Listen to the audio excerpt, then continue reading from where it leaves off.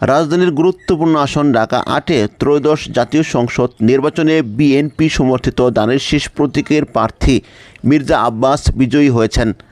তিনি জামায়াত সমর্থিত এনসিপি প্রার্থী নাসিরউদ্দিন পাটোয়ারীকে পরাজিত করেন। নির্বাচন কমিশন সূত্রে জানা যায়, এই আসনে মোট কয়েকজন প্রার্থী প্রতিদ্বন্দ্বিতা করেন।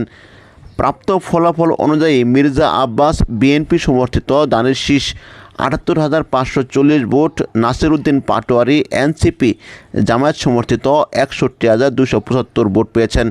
ভোট গণনা শেষে রিটার্নিং কর্মকর্তা আনুষ্ঠানিকভাবে মির্জা আব্বাসকে বিজয়ী ঘোষণা করেন।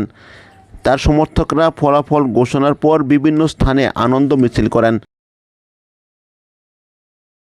এদিকে বাংলাদেশ কমিউনিস্ট পার্টি মার্ক্সবাদীর চেয়ারম্যান কমরেড এম.এ. সামাদ এক বিবৃতিতে মির্জা আব্বাসকে অভিনন্দন জানান।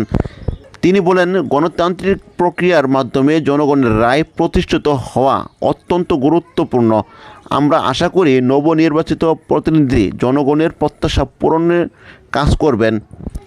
এছাড়াও বাংলাদেশ কমিউনিস্ট পার্টির মার্ক্সবাদীর নারী মঞ্চের নেত্রী মানবতার ফিরেওয়ালা কমরেড আখিরাহাত খান অভিনন্দন জানিয়ে বলেন, জনগণের ভোটে নির্বাচিত প্রতিনিধিদের উচিত মানুষের কল্যাণে ও ন্যায়ভিত্তিক সমাজ গঠনে ভূমিকা রাখা।